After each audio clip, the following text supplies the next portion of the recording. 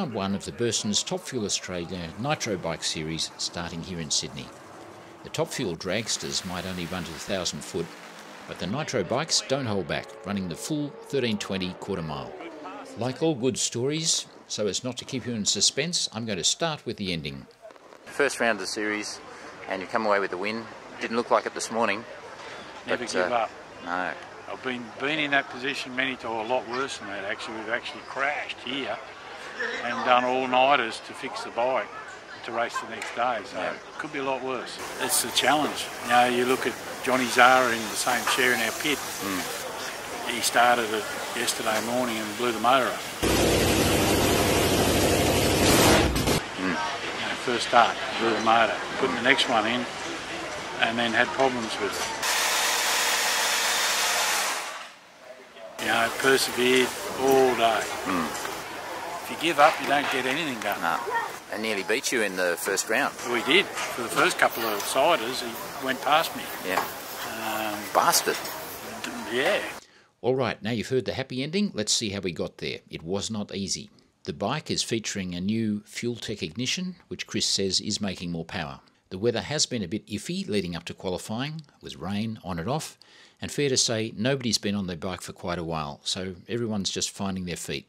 Chris, of course, has his mind set on winning an 8th championship, and the best way to blow out the cobwebs and to send a clear message to the field is to lay down some solid qualifying passes, straight out of the trailer.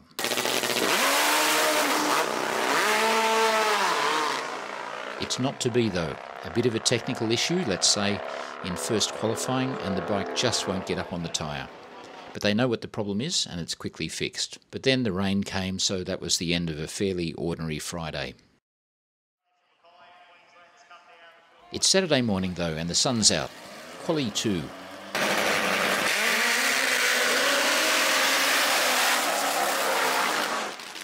The bike puts down the power this time, but it wants to turn right towards the Wetherill Park waste disposal facility, which is bad.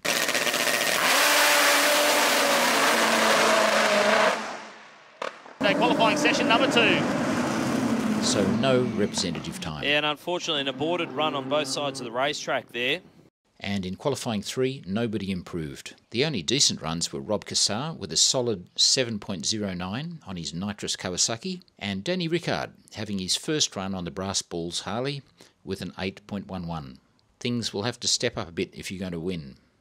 So the excitement's still there when you get on it then? Oh yeah, well, when I get on it at the line and the guys start it while I'm lying on it, you know, all the pain that you have sitting here talking to you, I'm in a lot of pain from age and injuries over the years. When I go up there and they start it, you're 18 again, you've got no pain, you're only thinking about what's about to happen and what your job is.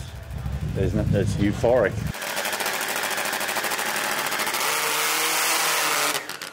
So now we have 3 rounds of racing. It's not elimination, so all the bikes do all 3 rounds. The winners of round 1 and 2 with the fastest times will go into the final.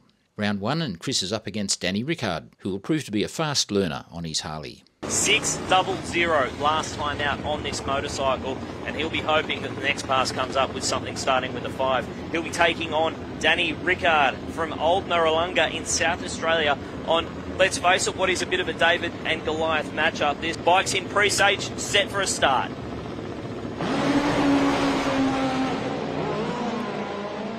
But once again, it's a bit messy, with the bike showing disturbing right-wing tendencies. It was a lot closer than what we probably thought it was going to be. A 767, 144 miles per hour. Matho really had to ride that one. It was out of the groove, it was over near the wall. You could hear him rolling in and out of the throttle. In the next lineup, Lockie Island's bike is refusing to play nicely, and so he doesn't start. So it's effectively a solo run for John Zara. John's 7.53 is still well below what he's capable of, but it's still quicker than Chris's 7.67 at the end of round 1. You can see, even though he's off it so early, it still rolls across the line for a 7.53. But the money man is Smokin' Rob Cassar, who runs another 7.0, with a PB this time. He's run up at the start line, so to speak. This is on a pretty clean pass, all things considered. A 7.03, that's another PB for him. 186 miles per hour. Chris has another objective this year, the elusive sub-6 second pass, which he's been chasing for a decade. He has reset the Australian record many times, and now it's 6.007. Right now, though, with nobody running even a sub-7 all weekend, that doesn't look likely. So it's round 2, and right now we need a solid low 6. It's Chris versus John. Once again, and Chris Matheson and John Zara, the two front runners in the race for the 5-second pass, the first 5-second pass in Australian history. Here we go head to head this time around, and all things being equal, this is a pretty good mouth-watering matchup, Matty.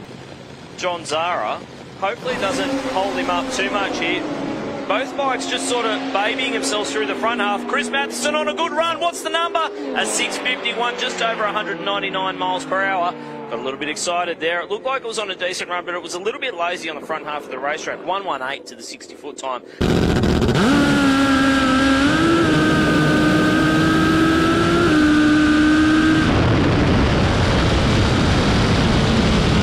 Look at it here, you can see them both of them there. The head comes out to the side for Matho. Zara there has to get off the throttle though and try and twist it back on. It's later in the run though we see Chris Matheson really wind that throttle in. It's incredible to watch the body language on these motorcycles. You can see really well in the head-on shot there, Chris Matheson really just throwing his body around. It's very nuanced kind of changes that he's making in his body language and the weight balance that he's shifting around. And so we get to the final round. Chris makes the final with his solid 6.51. And Rob Cassar has been consistent 7-0s all weekend. This should be exciting. But first up, John Zara has to try to get a clean run in the race off for third place against Danny Rickard. 2 people power to get that back, so horsepower to keep on top of that and get the momentum up from that standstill start. Rickard there, bit smaller tyre. It was pretty clean for John Zara. He has a couple of stabs at it. It's not to be though, another untidy pass, and the man with brass balls runs a solid 7.8 to win the B final. And so we come to the A final. If Chris is going to win this, he knows he's going to have to put down a solid 6-second pass. Rob Cassar has not gone slower than 7.0 all weekend. The slightest glitch and it'll be all over. To some people, second place is a silver medal, but in drag racing nobody likes to lose, and second place could be thought of as just the first loser. And as much as he accepts defeat when it happens, and he's the first to congratulate the winner, Chris doesn't like losing.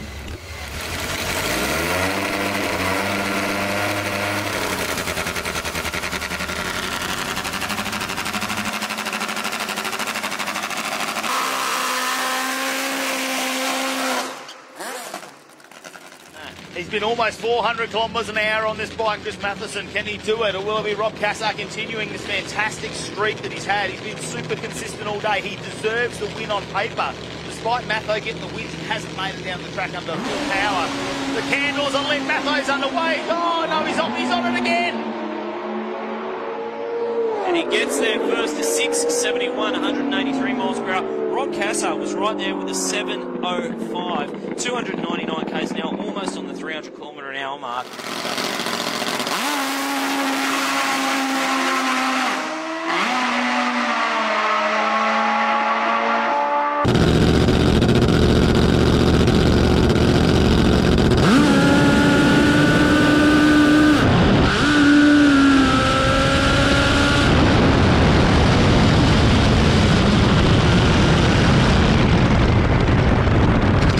It looked like it just kicked the tyre loose about 100 metres out off the start line. Let's have a look at the replay. Round about there, you can see the back of the bike start to move around. He rolls off, gets back on, and was that a flash of flame out the front of the bike? I didn't see that. It's still going on at the back, though. It's still making a little bit of power further on, but maybe it's breaking down. You can see the candles lit. All of a sudden they go out, the bike gets out of shape, like you say. Back onto it, and then you can just see, is that a reflection maybe? I think that's a reflection off the side. But he keeps on. He wants the win. He absolutely wants the win. Absolutely, he wants the win, and there are plenty of other racers that want the win. Chad Naylon, I'm sure, is down there with one of them.